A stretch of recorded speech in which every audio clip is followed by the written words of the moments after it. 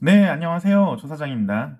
오늘은 그 1,000만 원으로 할 수 있는 사업이 과연 뭐가 있을까에 대해서 생각을 해보려고 해요. 어, 굉장히 많은 회사, 그러니까 많은 뭐 유튜버 뭐 이런 분들이 1,000만 원 가지고 소자본 창업을 해서 뭐 성공을 했다 이런 성공 사례들을 많이 만들잖아요. 근데 저는 이제 현실적으로 진짜 사업을 하시는 분들이 그런 케이스가 있었던가? 뭐 이렇게 생각을 하면서 이제 좀 고민을 해봤어요. 음.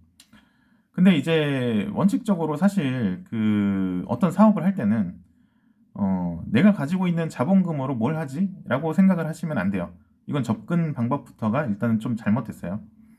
뭐냐면은 내가 어떤 사업을 할지를 고민을 하고 그 다음에 거기에 맞춰서 자본금을 준비를 하시는 게 맞아요. 일단 내가 어떤 사업을 해서 돈을 벌 수 있을 것 같아.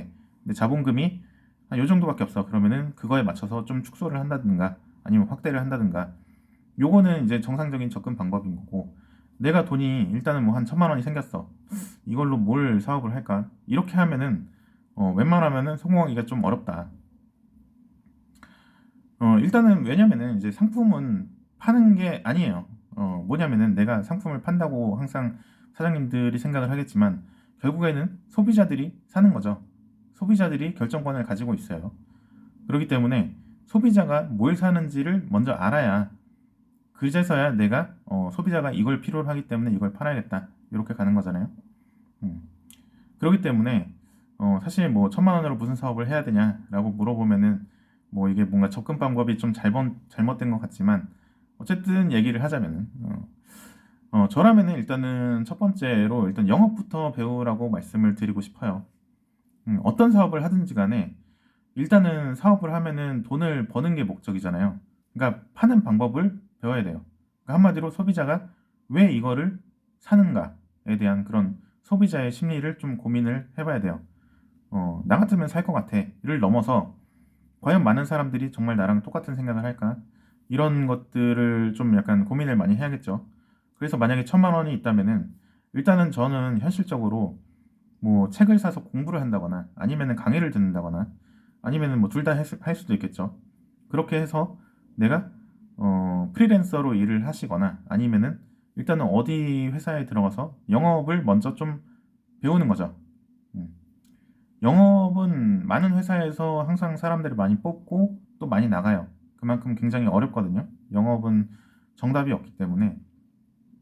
근데 또 뭐 그렇게 나이 제한도 있는 편이 아니라서 만약에 여러분들이 영업을 배우고 싶다 그러면은 사실 영업을 배울 수 있는 그런 회사나 조직을 찾는 거는 그렇게 어렵지는 않을 거예요. 그런데 만약에 이런 공부를 하고 뭐 영업으로 좀 내가 공부를 하겠다, 뭐 좀 배워보겠다 이런 게 아니고 정말 나는 뭔가 좀 시간이 촉박해. 당장 나는 이 1,000만 원으로 뭔가 사업을 해야 될 것 같아. 라고 한다면은 글쎄요, 이제 제 생각에는 뭐 일단 첫 번째로 푸드트럭 같은 게 있는데 푸드트럭을 뭐 진짜 말 그대로 뭐 야매로 그러니까 뭐 허가를 받지 않고 하는 거는 뭐 많이 보이죠. 뭐 새벽에도 하고 하는데 정식으로 허가를 받고 하려면은 좀 쉽지 않아요. 뭐 구청에서 좀 이제 그런 것들이 생겼을 때 뭐 우리가 푸드트럭을 운영을 하겠다라고 하면은 그때 가서 신청도 해야 되고 그런데 이제 그런 것도 오픈이 또 자주 되지도 않고 그리고 그 영업 허가증도 딱 기간이 정해져 있단 말이에요. 그렇기 때문에 좀 합법적으로 푸드트럭을 하는 거는 쉽지가 않다. 대부분 그냥 좀 그런 합법과 불법의 경계선 사이에서 붕어빵도 팔고 뭐 다 그런 것 같아요.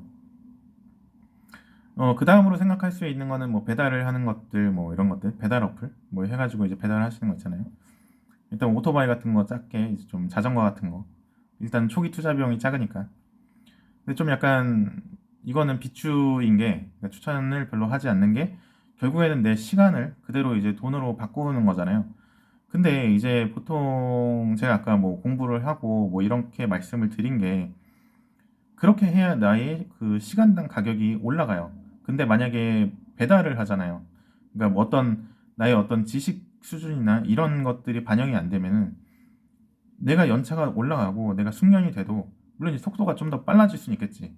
근데 시간당 받는 보수가 거의 항상 그대로다. 약간 그 물가 상승률만 좀 반영이 되는 그 정도다.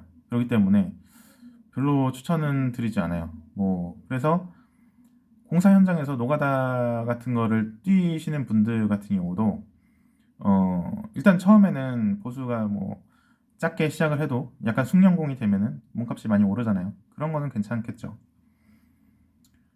근데 이제 만약에 내가 시간을 그대로 뭐 돈으로 바꾸는 이런 노동 말고 정말 진짜 사업다운 사업을 하겠다라고 하면은 그나마 가능성이 있어 보이는 게 쇼핑몰이라고 생각을 해요.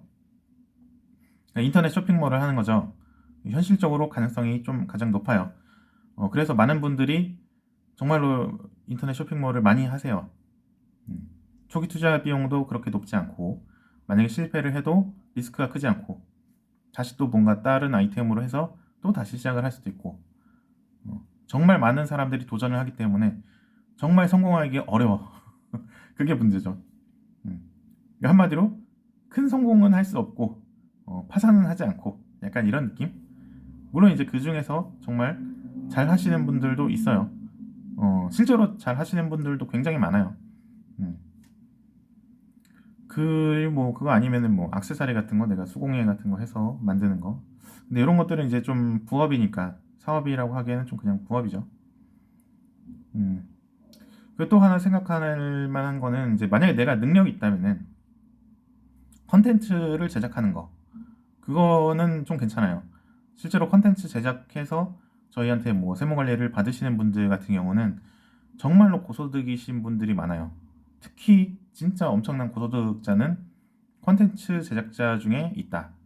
뭐 예를 들어서 유튜버, BJ, 뭐 웹소설 쓰시는 분, 웹툰 그리시는 분, 이모티콘 그려가지고 판매하시는 분도 있고요. 뭐 수익형 블로그는 좀 없는 것 같아. 근데 어쨌든 그런 것들은 일단은 기본 지식이 좀 있어야 하고요. 그리고 뭐 끼가 있거나 뭐 BJ 같은 경우도 어 다르죠. 이제 좀 남다르죠. 진짜 돈 많이 버시는 분들은 또는 이제 재능이 있거나 그렇게 이제 타고나는 사람들이 좀 잘 하시는 것 같아요. 물론 이제 그 사람들이 타고났다고 해서 그냥 잘하는 건 아니고요. 그 사람들도 굉장히 공부를 많이 해요. 진짜 뭐 BJ 분들 같은 경우는 춤 연습도 되게 많이 하시고요. 진짜 노력을 굉장히 많이 하십니다. 음, 편해 보이는데 또 그만큼 또 엄청난 노력을 많이 한다. 그리고 만약에 그런 내가 능력이 있다면은 음, 요거는 이제 결국에는 전부를 아우르는 결론을 굳이 말씀을 드리자면은 만약에 내가 능력이 있어요. 그러면은 예를 들어서 내가 음식을 좀 잘 만들어. 그래가지고 주변에서 야, 너 한번 음식 좀 해봐. 뭐 이런 식으로 하면서 아, 근데 내가 돈이 없어서 힘들다라고 하면은 진짜 분명히 주변에서 내가 투자해줄게. 이런 얘기가 나올 거예요. 네. 그러니까 어떤 사업을 하더라도 여러분들이 어떤 진짜 특출난 능력이 있다면은 주변에서 같이 하고 싶어서 안달인 사람들이 분명히 있을 거예요. 그렇게 해서 투자를 받아서 시작하는 경우도 있고, 그게 이제 만약에 너는 그런 능력이 좋고 나는 이런 능력이 있으니까 우리 같이 한번 해볼까? 라고 하면은 그게 바로 이제 동업이 되는 거겠죠. 음, 그렇습니다. 그렇게 이제 동업으로 갈 수도 있겠죠. 1,000만 원으로. 마지막으로 뭐 조언을 하나 해드리자면은 1,000만 원으로 절대로 뭐 주식은 하지 마시고요. 코인은 절대 하지 마시고. 일단은 뭐 제 생각이니까. 네. 아무튼 요 정도 하도록 하겠습니다. 오늘 영상 여기까지 하겠습니다. 네, 이상 조사장이었고요. 재밌었나요?